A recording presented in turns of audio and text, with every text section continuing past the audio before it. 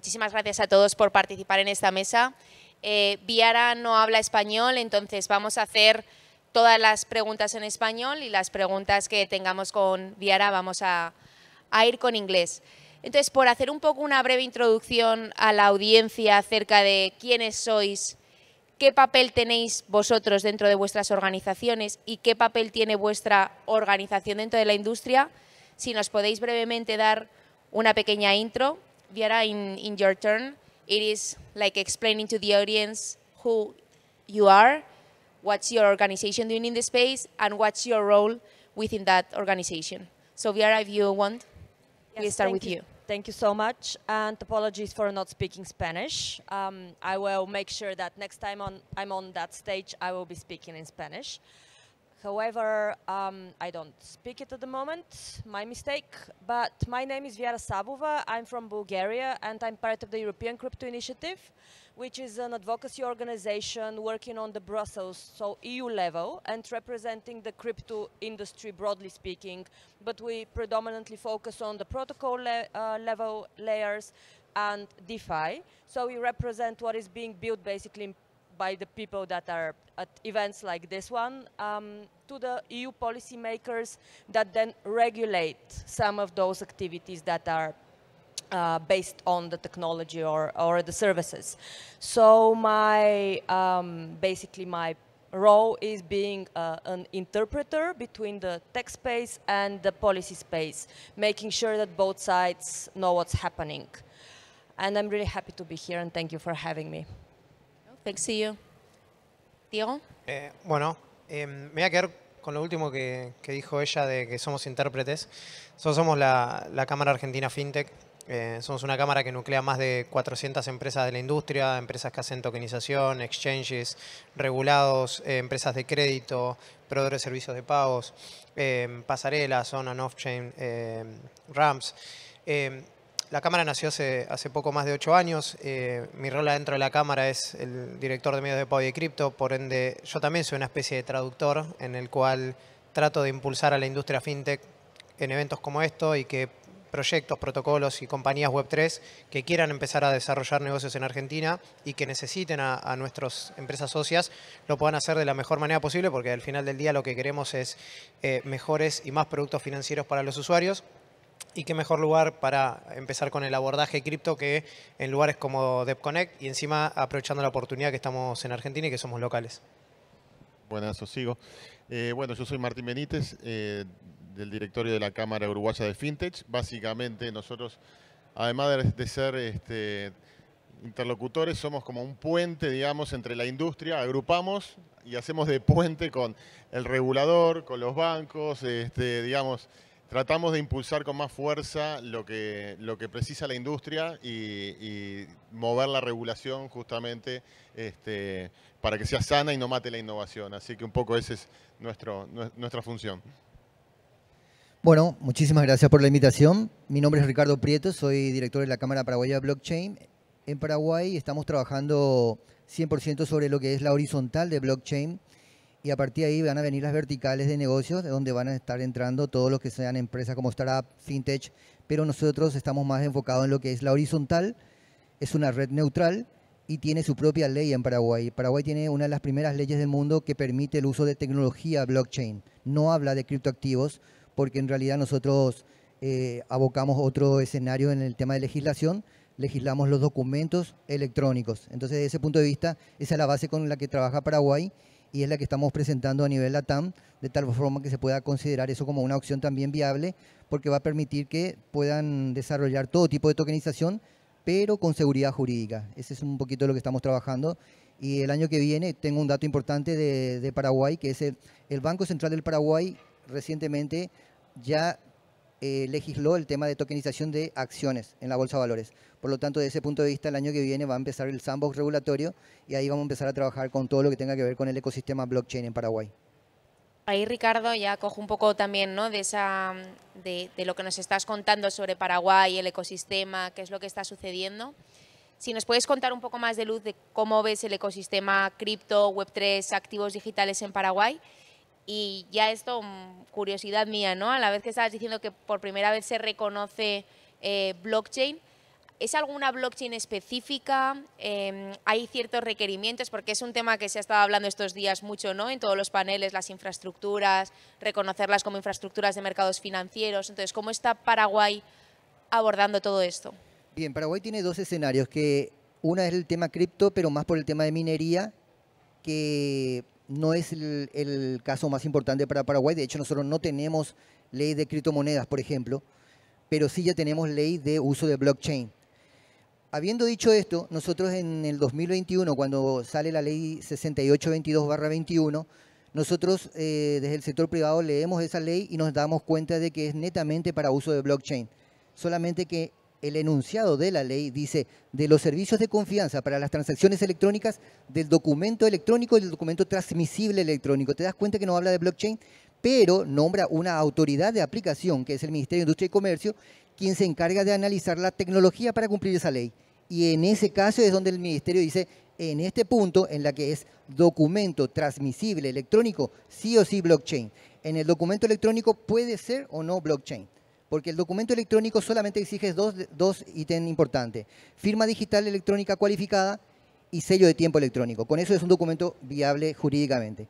Pero en el tema de documento transmisible electrónico, ahí estamos hablando de documento, título, valor negociable. Por lo tanto, ahí va a estar tu casa, tu auto, tus acciones, patentes, registros y marcas. Por lo tanto, eso necesita tener un tercero de confianza y ahí sí necesitas tener blockchain. Y la pregunta final que me hiciste sobre qué tecnología estamos trabajando nosotros, trabajamos con una tecnología privada y una tecnología pública. En la pública estamos usando Hyperledger Vesu de Ethereum y en la privada estamos usando Hyperledger Fabric de IBM, de IBM, sí. Entonces, en ese punto, nosotros hicimos por primera vez unir dos motores de blockchain para poder lograr la seguridad jurídica. ¿Por qué? Porque al tener dos motores de blockchain en uno, vos tenés la propiedad, el documento electrónico propiamente dicho, y en el otro tenés lo que se conoce como derecho subsidiario, es decir, el token, que es una extensión del documento electrónico. Ya no necesitas una ley de activos digitales, porque ya es una extensión del propio documento electrónico. Entonces, con esos dos motores de blockchain, generamos lo que se llama una blockchain soberana. Legal Ledger es el nombre de la blockchain y es la que estamos proponiendo en la TAM y está quedando muy bien porque estamos trabajando con países como Bolivia, Ecuador, Perú, Panamá y República Dominicana. Y también con Argentina queremos trabajar, solamente que Argentina tiene un tema muy especial a nivel constitucional, que es el hecho de la traditio, obligatoriamente papel cartular y escribanía. No se puede salir de eso.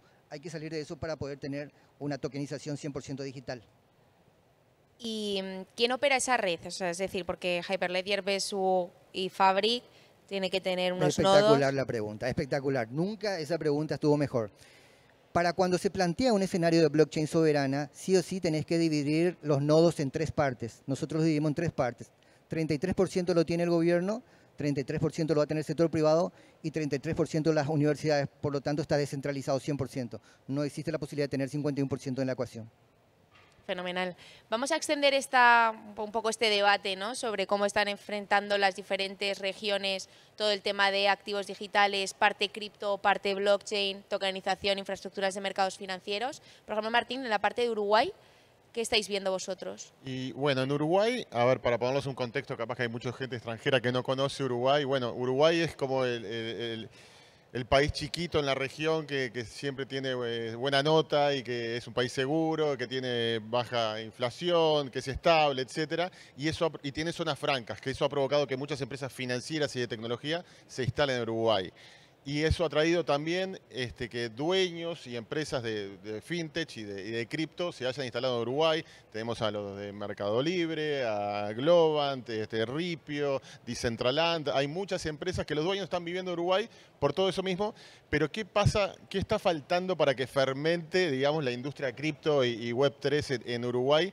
Es la regulación, digamos, porque vienen muchas empresas y te dicen: bárbaro, pero nos está faltando, digamos, una seguridad jurídica de que realmente yo me instalo acá y, digo, hasta Tether ha hecho algunas inversiones en Uruguay de diversificación, pero nada con mucha fuerza. Entonces, por suerte este año en Uruguay, en septiembre del año pasado se reglamentó, se aprobó la ley de activos virtuales, se está reglamentando, ha habido una consulta pública ahora en agosto y si Dios quiere para fin de año o principio del año que viene se termina esta consulta pública que estamos desde la Cámara con idas y vueltas con el regulador, digamos, tratando de pulirlo un poquito, pero que viene bien y bueno, con eso yo creo que a partir del 2026 cuando salga la ley, entre en vigencia la ley de activos virtuales, eso va a dar un marco, va a terminar de dar digamos, el marco para que varias empresas que sean proveedores de servicios de activos virtuales puedan desde Uruguay brindar servicios a la región. Y para los que no estamos familiarizados con esta regulación, si nos tuvieras que decir más o menos en qué términos se está desarrollando, es decir, es más, Argentina, por ejemplo, ha desarrollado una regulación como mucho más flexible, ¿no?, hacia toda la parte de PSABs, va poco a poco regulando. Sin embargo, la semana pasada Brasil lanzó regulación y es como mucho más pesada, regula mucho más fuerte, ni que hablar de MiCA, que ahora hablaremos de Europa. ¿Hacia dónde va Uruguay? ¿Vamos a una aproximación un poquito más flexible, más pesada? Más genérica, sí, más flexible, muy parecido quizás a Argentina. Trata de definir quiénes son los proveedores de servicios de activos virtuales y quién tiene que pedir una licencia. Poner un poquito de orden en la cancha que se necesita. Han venido con algunos requisitos y garantías un poquito altos, que es un poquito lo que estamos pidiendo de la Cámara, que sea más escalonado, que sea, porque si no matás a las startups que están tratando de innovar y solo dejas a jugadores grandes.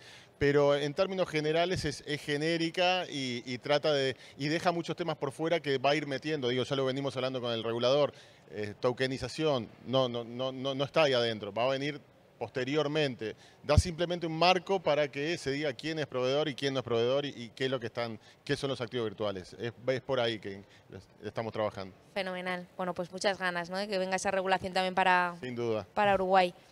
Let's go for Europe now. We are talking about regulation, so we need to talk about Europe. I think that Europe has developed like the most comprehensive framework, regulatory framework regarding digital assets and crypto. What's your opinion on the MiCA regulation and what lessons do you think that MiCA can bring to this region, right? Like we are talking about the different regulations in different countries. So what's your opinion on that? Yes, thank you. And whenever there is a discussion on regulation, obviously there needs to be someone from Europe because that's literally the best thing that comes out of Europe or like the biggest thing that comes out of Europe. So we do love to regulate things. And when it comes to the crypto assets market, there were two reasons to even begin drafting MiCA back in 2018. So one of them was that some of the member states, so the way that the European Union functions is that you have it as a union, but then within it you have still 27 sovereign countries. So each of those countries has its own legal system, its own laws, its own rules and everything that are functioning even without like a centralized, let's say, rule book to function.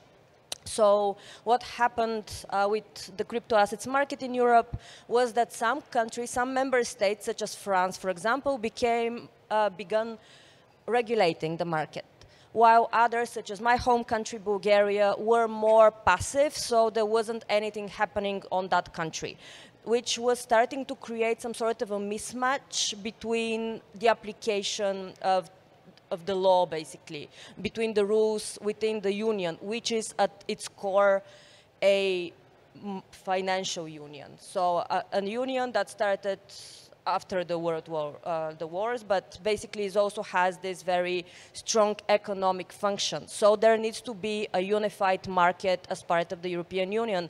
And once you have basically separate laws that are really competing, this doesn't work out. So then the European Commission, how this functions is the European Commission is the body that proposes the initial law. So it's the executive arm of basically if we think about it as if it is a local government, it's the ministry proposing the law. So the European Commission proposed the first draft. And then in the first draft, we could see the effects of some of the issues and most visible use cases of crypto assets at that point. So currently MiCA is divided into two broad sections. One is on stable coins, which are two categories within that broader category, asset reference tokens that no one uses in practice. and e-money tokens, which is what predominantly and only is being used currently as a stable coin in Europe. And the other large category within MiCA is on crypto asset services, which basically regulates how an entity or a person providing services with crypto assets needs to get a license in order to operate compliantly.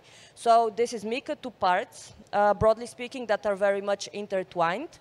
And within them, you can see traces of the time during which MiCA was drafted and was first initially thought of. So this is the point when, if you remember, Mark Zuckerberg had this idea of creating a stable coin. So it went through two iterations, Libra and Diem. So in the two categories of stable coins, you can see these two iterations, with asset reference tokens being basically this basket of assets that keeps the value of the stable coin stable. And with e-money tokens, this being one fiat currency basically keeping the value. So those were the two iterations of Facebook's back in the day proposal for a stable coin. And the other thing that was happening was the ICO boom. That was around the same time the commission was sitting down and writing the draft. So this is also something that you see, but it is not, however, that useful at this point because, thankfully or not, that's a matter of discussion, but no one is currently issuing ICOs. So what basically created MiCA was pressure, but also this specific time that it was being drafted. So maybe as something that other countries that haven't started regulating so extensively can take as a learning out of it is wait a bit more, so you see the actual problems and you don't just grab something that is kind of a screenshot in time and you're like, yeah, this is the problem, let's regulate, let's write 1/4 of a very extensive regulation based on something that no one is currently using. So think about it and discuss. Can you get back with the regulation at some point with that learning? So yes, there is, within the regulation itself, there is an article that says that there needs to be revisions. So there is even a list of topics that they already have set up as the next, as they call it, MiCA 2. Which is DeFi, which is lending, and stuff that aren't currently integrated, but also they are considering other things that basically, with Europe, although a regulation takes a lot of time to be finalized and then a lot of time to be changed, there is still this flexibility that also my association is quite involved in, this process of back and forth. This is working, this isn't working, we need to rediscuss this and reopen this. Also, there are so many regulations in Europe. I mean, really a lot. So there are quite a lot of things that you can still kind of try to solve through other frameworks that are already being discussed, so you don't waste time to wait to reopen, for MiCA to be reopened. But yeah, it's definitely a work in progress. You don't just create a regulation and forget about it. You need to also follow application in all 27 member states, super complex, and then also think about all the things that are not there or should not be there. And it's like the UCI's job is to basically be there and explain all those things. I think that it was like great to have that idea about MiCA was like the result of some phenomena that were happening in 2017, but it took us, I'm Spanish, so I'm also from Europe. It took us a long time to have that regulation, and before we had MiCA 1, we were already talking about MiCA 2, because of course DeFi is out of the regulation. So for example, right now, we had Merge Madrid now in October. This was one of the talks, and I think that for the audience can be interesting also to hear that from you. What do you think that it's working, and what do you think that it's not working? Because what we have seen in the conference, for example, it is like with the Genius Act from stablecoins, like from the US, there is a thought now in Europe, like maybe we should change or we should modify a little bit like the regulation here. So what's your opinion on that? So what's definitely working is the sole fact that we have a regulation, we already have some clarity. So businesses that want to offer services, and what's great about MiCA is that it has this passporting regime integrated in the regulation itself. So until MiCA, we had 27 member states with their own regulations regulating specific services, and then that's it. You cannot really go out France and under the same rules continue offering that service in, say, Spain. Right now, with MiCA under the same license, you can operate across all 27 member states, which is great. So that's already something that is a very big benefit. And it also creates a sort of a security also for more, let's say, institutional adoption, which, again, that's a matter of discussion, because for some it's not like great because it's going away, moving away from cryptos ethos. But at the same time, if the industry wants to meaningfully grow, that's the only way forward. Basically, legal certainty is a very big part of also adoption from, on the one end, institutions, and from the other end, customers. Because for most customers, it's very, very hard to set up an hosted wallet and kind of just do things on dApps. So it's always easier to have something that is regulated, that has an interface that you can actually use, and be able to kind of just use all the benefits that this technology is offering. So that's the plus. You have certainty, you have everything.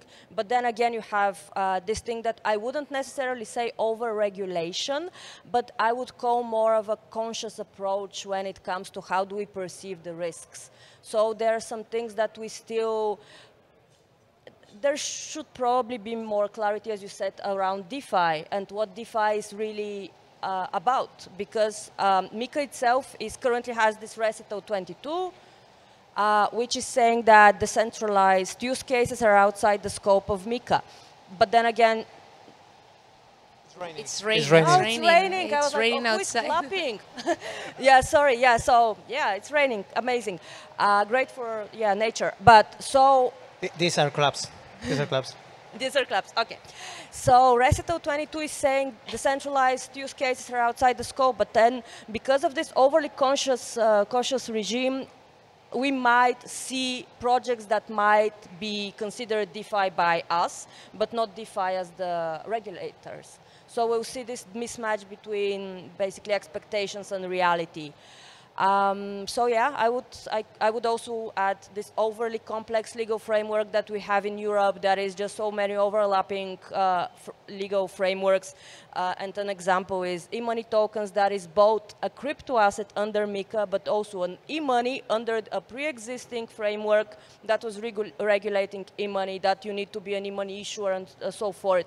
So they actually created, through MiCA, an asset that is two things. And those two things overlap and now are creating a lot of practical questions. Basically, how would those work? You need 2 licenses in order to even transfer. Like, do anything as a crypto asset service provider with e-money tokens, you also need a license as a payment institution, because if you're operating with e-money, you need to be a payment institution. So currently there is discussion on how will this work within this whole framework that is already super complicated. So I would say that that's the biggest negative part currently. You have like a solution on there? So the solution, what is currently, so there are quite a lot of discussions, particularly on this point. What is funny, in a sense, is that currently the problem is with a directive that is the PSD2, but currently there are already discussions about a directive that is the next version of the PSD2, which is the PSD3, and also a regulation that, so the difference is that directives need more activity from the member states level, on the member states level to be implemented, while regulations are quote unquote directly applicable. They're not, you still need a law, but basically regulations are more direct, have more of a direct impact in your in member states. So now we are part of the discussions for like the next legal framework, and we are saying, okay, this is how it should be written down in this new law, so that this already existing, like MiCA is already the past law in this context, so it doesn't overlap with what you created with MiCA. So that's one thing, like my job is to go into this type of problems and be like, this might solve it, this might solve it, this might solve it, this might solve it, but this would break something else, so let's not use it, and things like that. So yeah. Let's open like a bit of a debate regarding stablecoins. You can go in Spanish and Yara can go in English. So stablecoins is like a huge topic in the region, in Latin America. It's amazing what it comes in terms of efficiencies to the ecosystem for payments, companies, cross-border, and so on. But in terms of regulation, there is also a concern by regulators because your population is starting saving in a stable coin, the reserves are out of the country, that can be a risk for the country. So what do you think about regulating stable coins? How do you think that this should be approached by local regulators, for example, in Latin America versus what it's doing Europe and what it's doing also the US? ¿Para mí? Cualquiera, sí. Ok, bueno, no sé qué. Eso español, lo que quieras. Según si quieres abrir debate. Well, I have a few questions for you. As you probably know, we have a BASP registry and a payment system provider registry and a tokenization framework. What's your thoughts about our regulations? So I can't really comment. I haven't read them.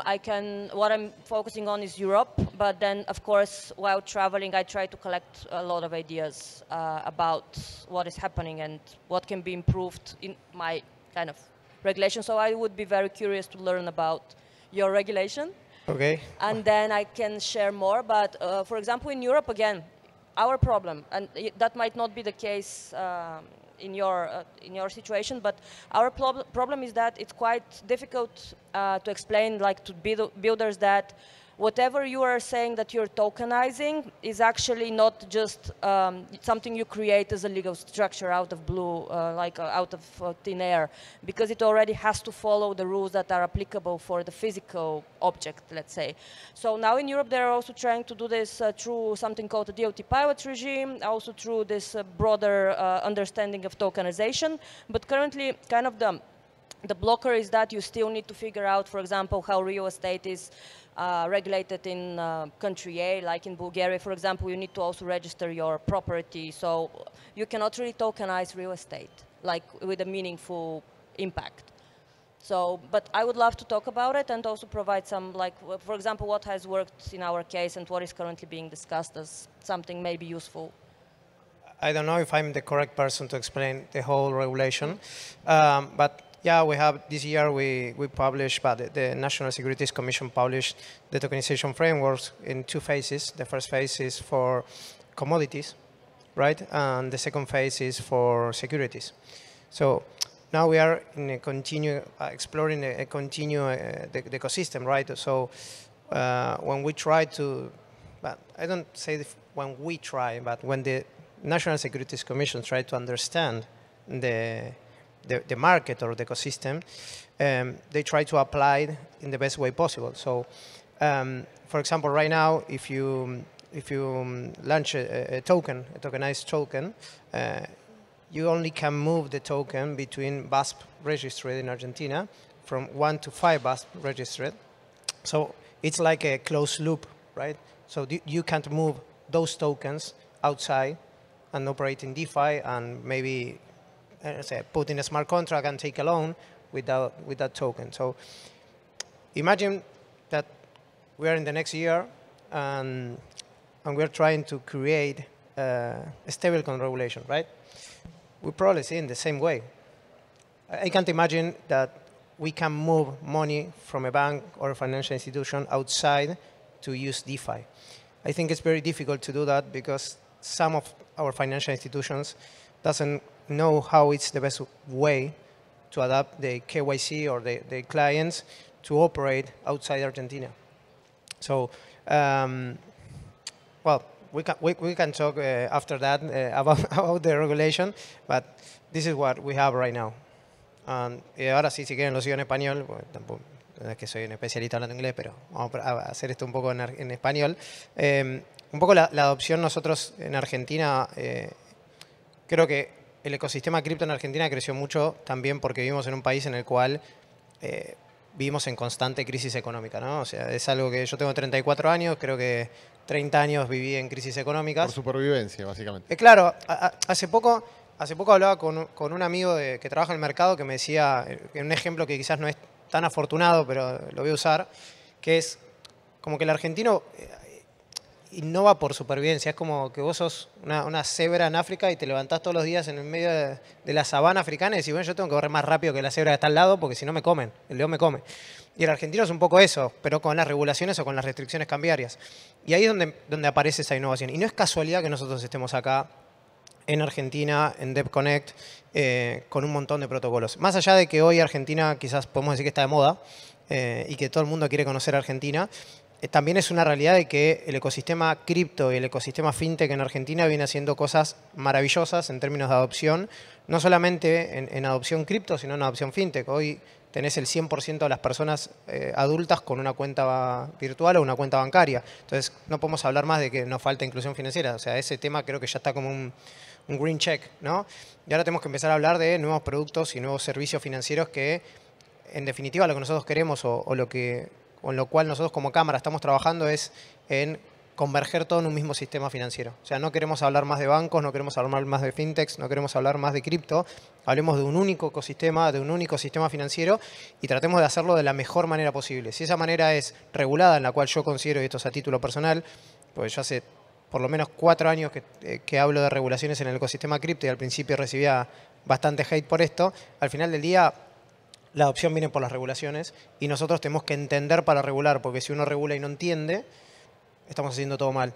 Creo que hay mucha gente muy interesante que nos puede ayudar, o sea, tenemos en Argentina, puntualmente creo que a nosotros en la región nos pasa, tenemos muchos ejemplos de regulación en otros países en los cuales tomar los casos de éxito y también los casos de fracaso, porque muchos hablan de casos de éxito, poca gente habla de casos de fracaso. Nos pasó el otro día, la semana pasada, que salió lo de Brasil y hablamos entre las cámaras de fintech. El de Brasil nos dijo, che, vamos a hacer un webinar, así les cuento lo que está pasando acá para que no les pase a ustedes y así toman el aprendizaje, porque estaban rabiosos. Sí, al final del día lo que nosotros queremos en todas las cámaras o incluso en los roles que ocupamos es que las personas que habitan en nuestro país tengan los mejores servicios financieros posibles y las mejores regulaciones para que las empresas vengan. O sea, a mí como un crecimiento personal o como una expresión de deseo, me gustaría que, y es lo que está pasando, que muchas empresas que hoy están por acá, que son empresas Web3, que no tienen un local entity en Argentina, digan, che, la verdad me gusta, quiero empezar a proveerle servicios y me gustaría empezar a ver cómo puedo acercarme a, no sé, un proveedor de servicio pago para ofrecerle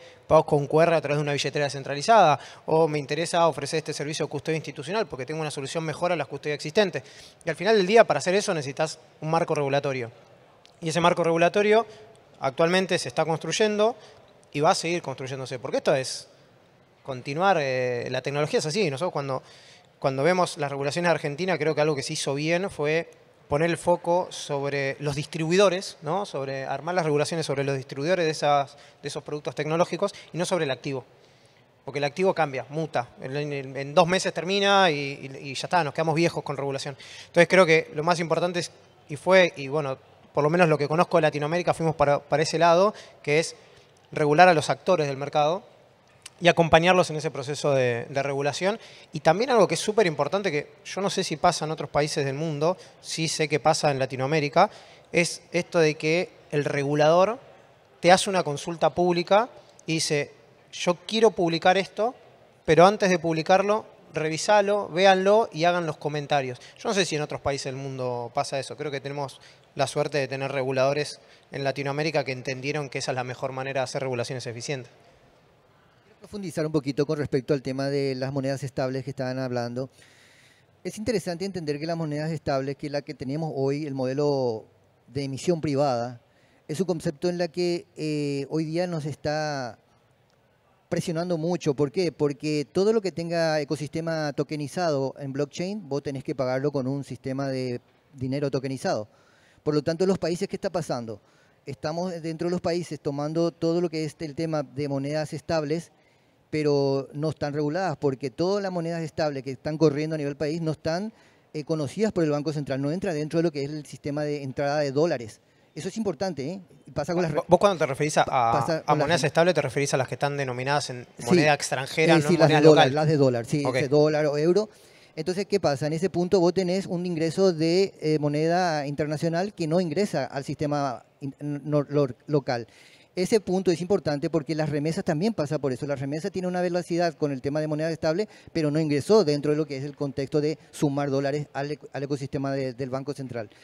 Eso es interesante destacar, y esto lo dijo Ardoino en su momento cuando explicó exactamente cuál era la función de Tether y dice Tether o una moneda estable, la función que tiene es la de un contenedor. Es decir, te genera un contenedor con un valor y vos lo transferís a otra persona, por eso se llama un cross-border, y esa persona lo tiene que descargar para poder asumir. Y al entrar ese dinero, ahí se ingresa dentro del país ese dinero, con lo cual se sabe que ha ingresado una cantidad de dólares y forma parte de todo lo que se tiene ahí. Pero la gente está usando como si fuera que el contenedor tiene el mismo valor, y ese contenedor está en un limbo prácticamente. Entonces es un poquito un detalle que hay que cuidar. Por lo tanto, nosotros en Paraguay estamos desarrollando. Todos los países del mundo tienen dos rieles de pago. El riel 1, que se pago en dinero efectivo, el riel 2, que es pago digital, y hay que crear el riel 3, que es pago con dinero tokenizado, en la que vos tokenizas tu moneda para poder hacer que cuando haya un ecosistema de blockchain dentro de tu país, pues puedas consumir con tu propia moneda y no tener que estar trayendo lo que nosotros llamamos como dolarización inercial. En el caso de Argentina, es un caso especial, como Ecuador y otros países que están dolarizados, como El Salvador. Nosotros no estamos dolarizados, pero pensamos en dólar. No, claro, no estamos dolarizados. Claro, pero por eso digo, ustedes todavía pueden tomar una decisión si van al dólar, por lo tanto esto no afectaría, pero a los demás países que nos quedamos con nuestra moneda, sí tenemos que tener cuidado de ese tema, cómo cuidar ese detalle, porque hasta ahora el que nos demuestra el riesgo que implica eso es Bolivia. Bolivia pensó que podía tener monedas estables a 7 pesos por cada dólar y ahora está pagando 18.20. ¿Por qué? Porque al final es un activo que tiene que cotizar. Entonces nunca se va a hacer una cuestión fija. Entonces por ese lado es importante el tema de moneda estable, cuidar, y en Latinoamérica tenemos que cuidarnos de eso, porque tenemos que saber cómo vamos a lidiar con eso. No podemos simplemente dejarnos influenciar por el tema de una dolarización inercial y no tener cuidado con el tema de nuestra moneda, sino ahí sí vamos todos al mazo. Sí, era un poco el punto, ¿no?, que levantaba yo en la pregunta de que al final stablecoins es un gran avance para los pagos, pero a la vez implica muchos riesgos para los países latinoamericanos, donde la gran mayoría de la población además prefiere ahorrar en dólar o usar una moneda en base de dólar que su propia moneda local, ¿no? Y entonces tienes ahí una fuga de capitales o incluso esas remesas que entran, esas transferencias que entran que no están contabilizadas en Banco Central. Igual te hago una aclaración ahí. No sé cuántos países como el nuestro hay que el usuario del servicio financiero demanda dólares. Vos vas a Brasil, ahora cuando hagas merch en Brasil, te vas a dar cuenta que el brasilero prefiere los reales. No ahorra ni piensa en términos de dólar. El argentino sí, no sé en Uruguay cómo es. Sí, dolarizado. Bueno, Uruguay también, pero después vas a otros países y quizás no es lo mismo. Piensan en moneda local y dicen, bueno, yo invierto moneda local, apuesto al peso, invierto en peso. Por eso no sé cómo... Cada país es un mundo. Y hoy hace un ratito estábamos en otra conferencia donde hablaban de esto de local stablecoins. Y nada, como la conclusión de eso era... cada país de Latinoamérica es un mundo diferente y creo que nosotros hoy oficiamos un poco como intérpretes de esos protocolos que a veces vienen con un producto estandarizado y te dicen, nosotros queremos poner este producto acá y no funciona. O no es de la mejor manera. Creo que ese es un poco el trabajo que tenemos que hacer hoy en día. Como nos quedan un par de minutos, we have like a couple of minutes left.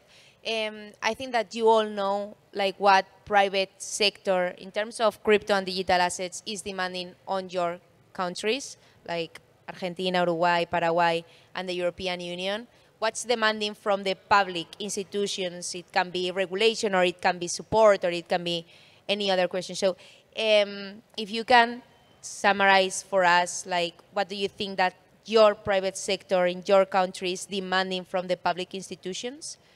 Le repito en español, vosotros que sois las cámaras estáis muy cerca de lo que demanda el sector privado ahora mismo del sector público, que puede ser mayor claridad en la regulación, puede ser mayor apoyo institucional, pueden ser casos de uso, cualquier cosa, ¿no? Entonces, para resumir un poco el panel, ¿qué creéis en Paraguay, Uruguay, en Argentina, en la Unión Europea, que demanda principalmente el sector privado del público?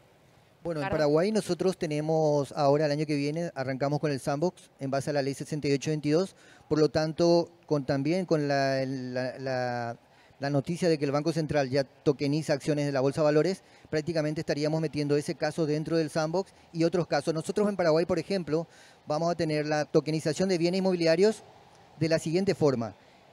Los reguladores más importantes en Paraguay son la Dirección General de los Registros Públicos, Bienes Inmuebles, la Dirección General de Automotores, la Dirección General de Estructura Jurídica, el Banco Central del Paraguay y la Corte Suprema de Justicia. La Corte es para poder litigar los documentos electrónicos, pero los demás son reguladores per se de lo que es originalmente la ley. Y ellos van a ser los generadores de la token génesis. Ellos van a generar, no un sector privado. Una vez que ellos generen el token génesis, a partir de ahí sí yo me voy con el tokenizador privado para que me lo divida y me meta eso en un mercado secundario. Entonces eso es lo que vamos a trabajar el año que viene nosotros.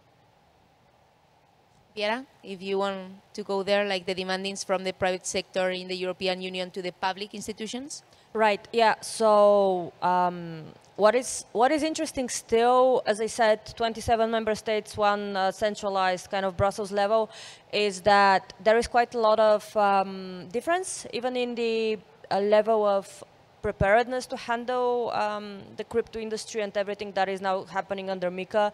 The European Commission, for example, is extremely prepared to deal with this topic, with all the overlapping issues. Of course, we're in contact with them, so there is quite a good kind of communication happening as well, back and forth, questions, answers. But sometimes it's also, the problem is more on the member state level, because, for example, again, I'm giving Bulgaria as an example, which is probably the case with most smaller countries. But like in Bulgaria, unfortunately, because there wasn't a previous regime that was already governing crypto asset services, there is still quite a lot of uncertainty how this whole sector would be interpreted and how all those business use cases will be then kind of evaluated from the perspective of the national competent authority. So I would say that the demand is also currently quite a lot on the local level, in a sense, because there are organizations such as the UCI that operate on each member state level. We collaborate with them quite closely, but currently it's about us observing how the application, if we talk about MiCA in particular, how the application is actually happening on the member state level, because what matters the most. Because we can have the most perfect regulation, but if it's not applied properly in the countries, then it wouldn't matter. So I would say this discussion is an ongoing process that is very, very necessary. En Uruguay nos está faltando velocidad. La industria lo que está pidiendo es un poquito más de velocidad. Que a ver, les doy la razón. Uruguay es un país lento pero seguro, tranquilo, pero bueno, en esto de tecnología a veces está bueno meterle un poquito más de ritmo porque va muy rápido, ¿no? Y la burocracia y el regulador a veces van a un ritmo más lento. Pero ellos mismos te dicen, veamos lo que está pasando en la región, veamos lo que aprendamos de MiCA, aprendamos de Brasil, aprendamos de Argentina, y están en comunicación y están de alguna manera tomando conocimiento y correcciones de lo que está pasando en otros países. Entonces, en Uruguay, hace 8 años que estamos con la Cámara de Fintech y estamos hace 4 metidos en que salga esto, y hubo ya, este fue el tercer proyecto de ley que salió finalmente del Banco Central. Salió hace pocos meses, en Uruguay también se armó la Cámara de Blockchain, siguen llegando empresas de Web3 y de blockchain a instalarse en Uruguay, pero todos con un freno de mano, porque estamos esperando regulación. Entonces, en Uruguay, de alguna manera, lo que desde la industria estamos demandando al regulador es un poquito más de velocidad, porque si no, se nos pasa el tren. Yo lo hago rápido porque sé que tenemos poco tiempo. Yo creo que muchas cosas se hicieron bien en Argentina, que es esto de los regímenes más del mundo cripto, ¿no? O sea, tener un régimen de tokenización, tener un registro de servicios de activos virtuales en sus 2 fases, ¿no? Ahora mucho más profesional. Pero creo que la respuesta fácil sería, al final del día, el argentino demanda dólares. La respuesta quizás un poco con más desarrollo sería, el argentino está demandando casos de uso, ¿no? Ahora tenemos 3 stablecoins denominadas en pesos en Argentina, y en realidad el foco de eso es ofrecer quizás productos que no te están consiguiendo en otro lado. Ejemplo, no sé, tasas de crédito más bajas, acceso al crédito. Entonces creo que hoy lo que se está demandando son estos. Tenemos un buen stack tecnológico, hoy tenemos 2 marcos regulatorios muy buenos, ahora vemos los casos de uso. Y después quizás más adelante sí se puede ver cómo, si me quiero poner a pedir cosas, puedo pedir un montón. Podemos armar un panel de cosas que queremos pedir, pero creo que me quedo con eso, ¿no? Como que ahora el argentino está demandando casos de uso de lo que tiene. Y es lo que estamos viendo en un montón de fintechs y empresas que están desarrollando productos enfocados en el usuario. Bueno, yo creo que nos ha quedado muy claro, ¿no? O sea, las diferencias entre los diferentes países, cómo estáis aproximando la parte regulatoria. Uruguay viene pronto, Paraguay ya lo ha hecho, Argentina lleva tiempo en haciéndolo y siendo líder en la región, en la parte regulatoria. Hay diferentes formas de hacerlo, más flexible, más pesada. Se está viendo también muchas diferencias entre países. Europa sigue pues liderando en el sentido regulatorio, ¿no? Con el paquete más extenso, que también tiene sus contras, y también ya se está hablando del MiCA 2 y lo que hay que corregir de MiCA 1. Y yo creo que el sector demanda, ¿no? Pues casos de uso, demanda velocidad, demanda más claridad en la aplicación de la regulación, y demanda más, en general, más adopción dentro de la industria. No quiero olvidar de algo que estamos por meter en Paraguay en el Sandbox, que es el tema de los títulos de universitarios, todos en blockchain. Es un proyecto que el Ministerio de Educación y Cultura lo está teniendo sí o sí, por lo que está pasando en muchos casos. Fenomenal. Pues cierre perfecto, Ricardo, gracias. Y gracias a todo el mundo por escuchar.